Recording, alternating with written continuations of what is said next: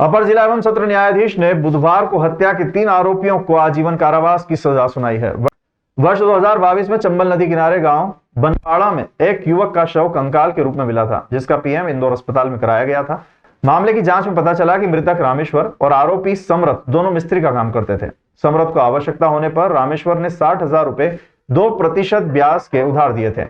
उधार रुपए लौटाने को लेकर इनके बीच विवाद हुआ था। पुलिस ने बताया कि आरोपियों को पकड़ने में तत्कालीन CSP Manoj Ratnakar, TI Shyamchandra Sharma, TI R K. Baria Khachrod, ASI Harigyan Singh, ASI Sunil Parmar, Dinesh Gurjar, Ishwar, Jitendra Chauhan, Manohar, Rajesh Chandel, Sanjay Rana, Sunil Bais, Sukhdev Solanki, Jitendra Rathore एवं विजय मीणा की सराहनीय भूमिका थी। मध्य प्रदेश के उज्जैन में बहने वाली क्षिप्रा नदी को मोक्षदायिनी कहा जाता है, लेकिन इसके शुद्धिकरण के लिए चाहे कोई कितनी भी बड़ी बड़ी बातें करें, हकीकत तो यह है कि आज भी मां क्षिप्रा में गंदे नाले मिल रहे हैं। बारिश बंद होने के बाद से ही मां क्षिप्रा में गंदे नाले मिलना शुरू हो जाते हैं, जिसकी जानकारी नगर निगम के अधिकारियों के साथ ही पीएचई के अधिकारियों को किसानों ने दे दी थी। लेकिन हालत यह है कि लगभग कई दिन बीत जाने के बावजूद भी क्षिप्रा नदी की हालत खराब है। रामघाट के आगे की स्थिति सुबह कुछ ऐसी थी कि यहां स्नान करने पहुंचे श्रद्धालु मां क्षिप्रा में मिल रहे नालों को देखकर क्षिप्रा के जल का आचमन करना तो दूर, इसमें नहाने से भी बचते हुए दिखाई दिए। स्थिति यह थी कि घाट के आगे किनारे नाले के कारण चारों ओर गंदगी ही गंदगी। हमारे संवाददाता द्वारा नदी के किनारे बसे गांवों के किसानों के साथ भ्रमण कर मौके पर जाकर मुआयना किया गया, जिसमें सभी समवेल पर कर्मचारी ड्यूटी पर थे, परंतु पंपों को नहीं चलाया जा रहा था।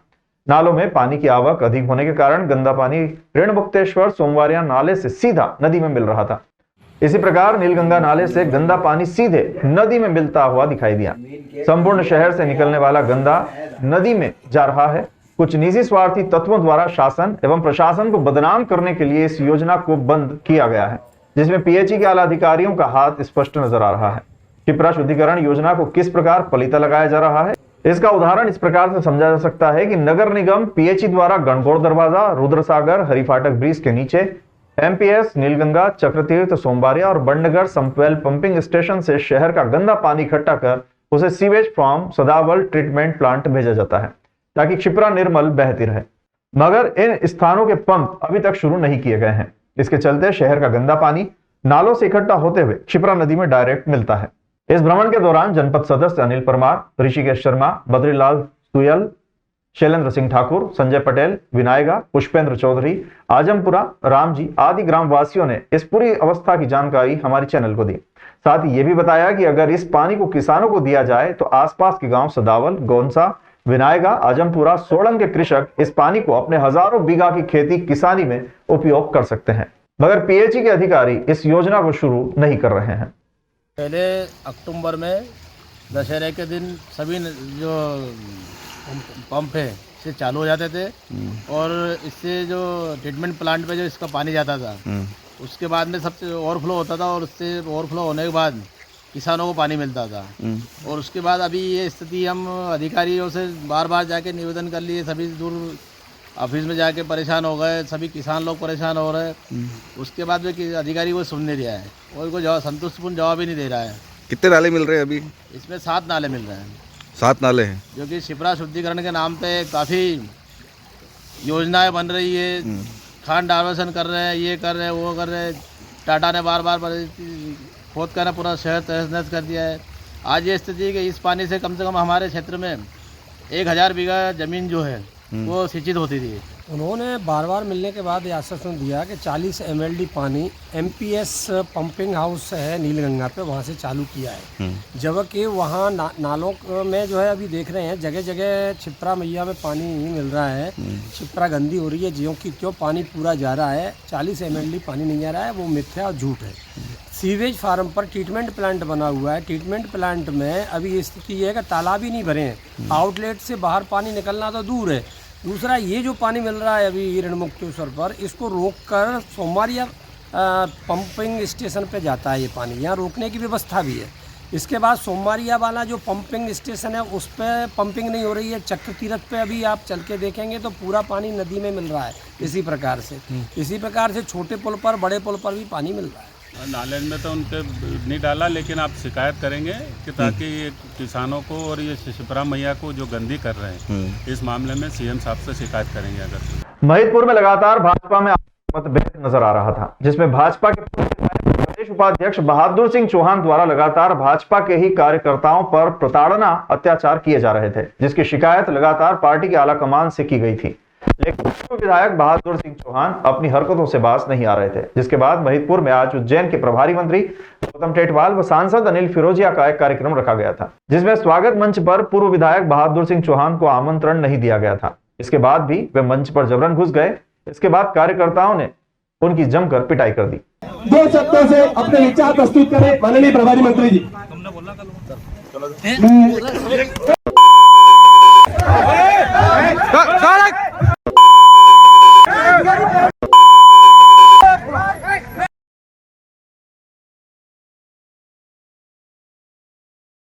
गुरुवार को कृषि उपज मंडी समिति उज्जैन के अनाज मंडी प्रांगण में मध्य प्रदेश राज्य कृषि विपणन बोर्ड भोपाल द्वारा कृषकों एवं व्यापारियों के मध्य क्रय विक्रय हेतु विकसित mobile app MP farm gate app के प्रचार प्रसार तथा इसके माध्यम से होने वाले व्यापार में वृद्धि हेतु कार्यशाला आयोजित की गई। कार्यशाला के प्रारंभ में भगवान बलराम की तस्वीर पर माल्यार्पण किया गया। तत्पश्चात उप संचालक मंडी सचिव प्रवीण वर्मा द्वारा अतिथियों का पुष्पहार से स्वागत किया गया। कार्यशाला में कलेक्टर नीरज कुमार सिंह, मुख्य कार्यपालन अधिकारी जिला पंचायत जयती सिंह तथा संयुक्त संचालक मध्य प्रदेश राज्य कृषि विपणन बोर्ड आंचलिक कार्यालय उज्जैन चंद्रशेखर वशिष्ठ उपस्थित हुए।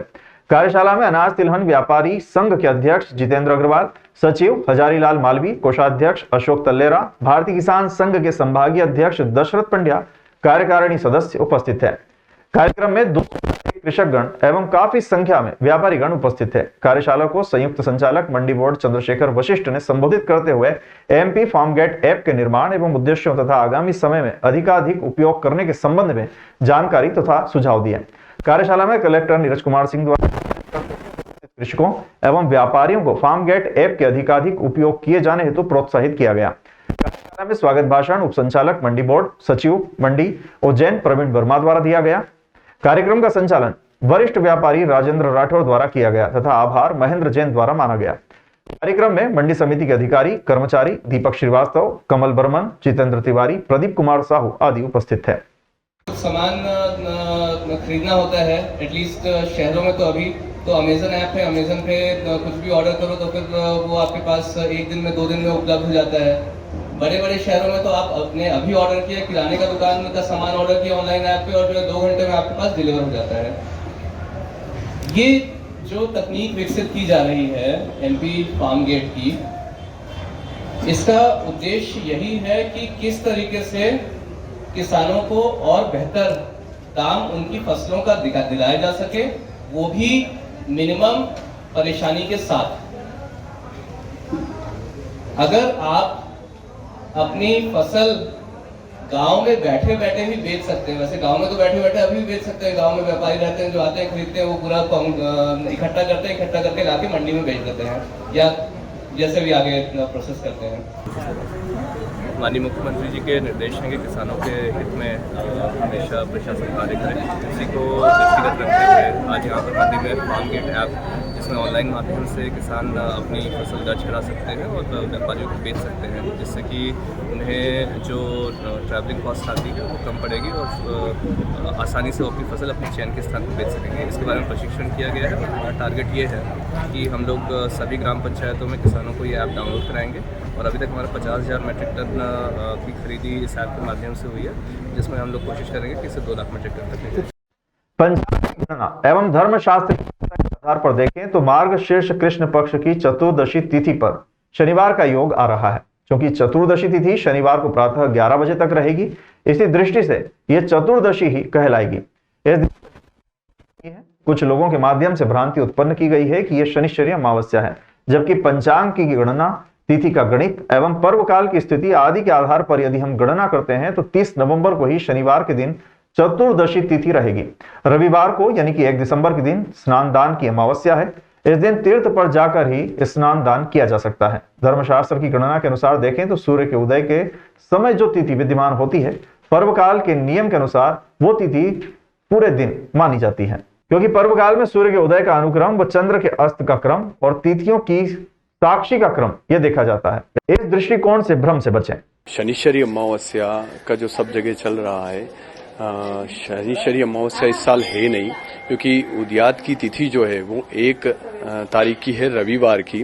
तो उस दिन रविवार के दिन अमावस्या मान्य की गई है। तो इस साल अमावस नहीं है। 29 मार्च 2025 में शनिश्चरी अमावस्या है। और सब विशेषकर ध्यान करें, शनि महाराज का स्मरण करें, पर इस साल शनिश्चरी अमावस्या नहीं है। तो उन सभी धर्मप्राण जनता को, श्रद्धालुओं को, सनातन धर्म प्रेमियों को यह बताने की आवश्यकता है कि इस बार शनिश्चरी अमावस्या 2024 में नहीं है। शनिश्चरी अमावस्या 29 मार्च और 23 अगस्त 2025 में है। धर्मशास्त्र की मान्यता के अनुसार सभी धर्मालुओं से, श्रद्धालुओं से, सनातन धर्म प्रेमियों से एक निवेदन है कि इस दिन पितरों की पूजन करें। जो कि शनिवार है, शनि की पूजन की जा सकती है, किंतु शनिश्चरी अमावस्या के न होने से यह पर्व काल का स्नान नहीं माना जाएगा। युवकों ने बताया कि अल्फेज ने फर्जी डिजाइन वर्क की वेबसाइट बनाकर मार्केटिंग में पैसा लगाने के नाम पर नगद पैसा लिया और धोखाधड़ी की। 31 लाख की धोखाधड़ी की है। वहीं ऐसे ही अन्य लोगों को भी अपनी योजना बताकर करीब 30 से 35 लोगों के साथ धोखाधड़ी की घटना को अंजाम दिया गया है और उनसे करीब 1 करोड़ से ऊपर की राशि ठगी गई है। धोखाधड़ी का शिकार हुए युवकों ने बताया कि उन्होंने पुलिस अधीक्षक से शिकायत की थी, लेकिन अभी तक कोई कार्रवाई नहीं हुई है। उन्होंने थाना भैरवगढ़ में भी शिकायत दर्ज कराई, लेकिन पुलिस ने अभी तक कोई कार्रवाई नहीं की है। युवकों ने मांग की है कि अल्फेज को जल्द गिरफ्तार किया जाए और उनका पैसा वापस दिलवाया जाए। मामला ये है, भैरवगढ़ का मामला है। अल्फेज कुरैशी नामक एक व्यक्ति है जिसने हमारे साथ फ्रॉड किया है। कई लोगों के साथ फ्रॉड किया है। लगभग 1 करोड़ के ऊपर का लफड़ा है और भैरवगढ़ थाने से हमारी कोई सुनवाई नहीं की जा रही है। एडिशनल साहब श्री भार्गव साहब ने उन्होंने आदेश दिया कि उसको गिरफ्तार किया जाए, पर उसे गिरफ्तार नहीं किया गया जी। उसके बाद वो भाग गया। सामने वाला 4 महीने यहीं पर था, पर उसे गिरफ्तारी नहीं की गई, उसकी गिरफ्तारी नहीं की गई और वो भाग गया। क्या कहकर पैसे लिए गए? उसने कोई कंपनी के smartpanel.in नाम के बोलकर पैसे लिए हमसे और किसी को डबल का झांसा देके पैसे लिए उसने। तो लगभग कितने लाख का ये पूरा? 1 करोड़ 20 लाख के आसपास का। आपके कितने पैसे? आप 3 लोगों? हमारे 10 लाख रुपए हैं। हम 3 जनों के 10 लाख मेरे हैं, 9,90,000 मोहम्मद फरदीन के हैं, 11 लाख रुपए फैजान के हैं और ऐसे कई लोगों के साथ उन्होंने। अभी हम ये चाहते हैं कि उसके खिलाफ कार्रवाई की जाए और पुलिस हमें कह रही है कि उसे ढूंढ के लाओ और कैसे भी करके लाओ। तो सर, कानून हम नहीं ले सकते, कानून आपके हाथ में, आप उसे पकड़िए। से मुझसे 9,90,000 रुपये टुकड़ों में और ऑनलाइन के भी हमसे पैसे लिए और उसने फ़ोन पे के माध्यम से, गूगल पे के माध्यम से 9 लाख रुपये हमसे वो लिए, ठगित करी, हमको उसमें धोखा दिया। जबकि हमने उसको बोला भी सही कि मत करो ये सब काम, कि गलत है। क्यों लिए थे पैसे? उसने पैसे लिए थे हमसे डबल करने के लिए कि तुम्हारे पैसे मैं डबल कर दूंगा, तुम्हारा मकान बन जाएगा, तुम गाड़ी ले आना, ये करना। मतलब ज़िंदगी में तुम्हें ये कम से कम से 30 से 35 जनों के ये टोटल ये 1 करोड़ 40 लाख का घपला है। प्रधानमंत्री नरेंद्र मोदी की पत्नी जशोदाबेन ने आज बाबा महाकाल, काल भैरव और मंगलनाथ स्थित अंगारेश्वर भगवान के दर्शन कर विधि विधान से पूजा अर्चना संपन्न की। इस दौरान उन्होंने भगवान से विश्व कल्याण की कामना की। अखिल भारतीय राठौड़ क्षत्रिय महासभा के वरिष्ठ उपाध्यक्ष अशोक राठौड़ गुनावाले ने बताया कि प्रधानमंत्री नरेंद्र मोदी की पत्नी जशोदाबेन कल रात को उज्जैन पहुंची थी। अन्य कार्यक्रम से इसके बाद वो उज्जैन मेरे निवास पर आकर रुकी थी। बंद है, इसलिए वो जब भी उज्जैन आती है उनके ही निवास पर रुकती है।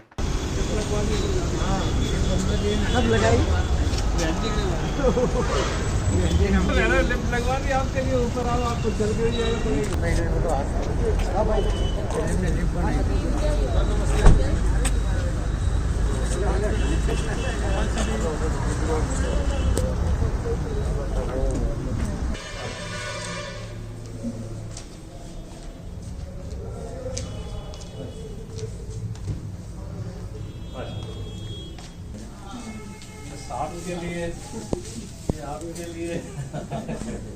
आपके लिए, आपके लिए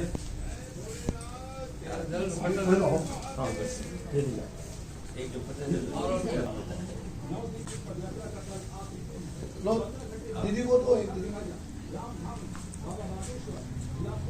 हाथ लगाओ दीदी, आप भी ये अब इधर देखो, आप सब लोग ऐसा अरे आपके एक्चुअली मैडम का फोन तो 2-3 दिन पहले आया था कि बोले अशोक जी आपके निवास पे आना है, महाकाल दर्शन भी करना है। मैंने वेलकम, स्वागत है आपका, आइए। इंदौर किसी कार्यक्रम में आई थी, फिर यहाँ मेरे निवास पे रुकी थी। आज नाइट मेरे यहीं पे स्टे किया था और अभी उनको महाकाल दर्शन कराएँ। भैरव महाराज जी के दर्शन कराने के बाद अभी वडनगर रवाना हुई है। किस प्रकार का कार्यक्रम किया है? अब देव दर्शन का कार्यक्रम था बहन जी का, वो तो धार्मिक प्रवृत्ति की है। बहन जी तो देव दर्शन के लिए महाकाल तो आती है, महाकाल जब आती है तो हमारे निवास पे रुकती है।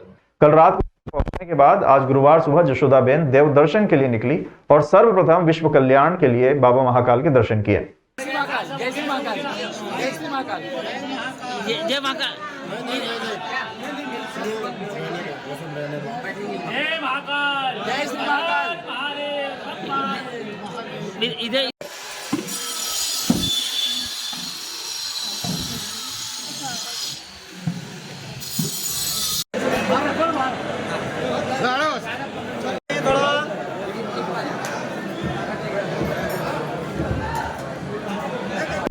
यहाँ से मंगलनाथ मंदिर के पीछे स्थित अंगारेश्वर मंदिर पहुंची और यहाँ भगवान अंगारेश्वर का विधि विधान से पूजन अर्चन किया। सभी मंदिरों पर मंदिर के पुजारियों द्वारा जशोदाबेन का स्वागत सत्कार किया गया। इसके पश्चात वो वडनगर होते हुए गुजरात के लिए रवाना हो गई। स्वागत करते हुए अशोक राठौर गुना वाले, राजेंद्र राठौर संगठन मंत्री, पत्रकार साहब उज्जैन, एडवोकेट राजेश व्यास, विजय द्विवेदी, गुरुजी शर्मा जी, राहुल, रोहित आदि उपस्थित थे।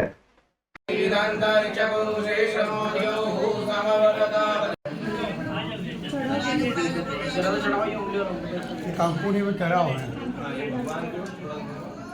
महाकाल।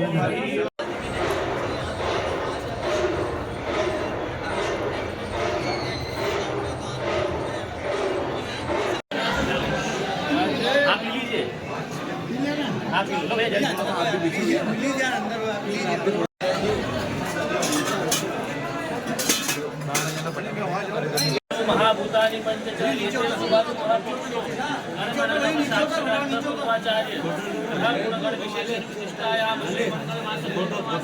हाँ फोटो की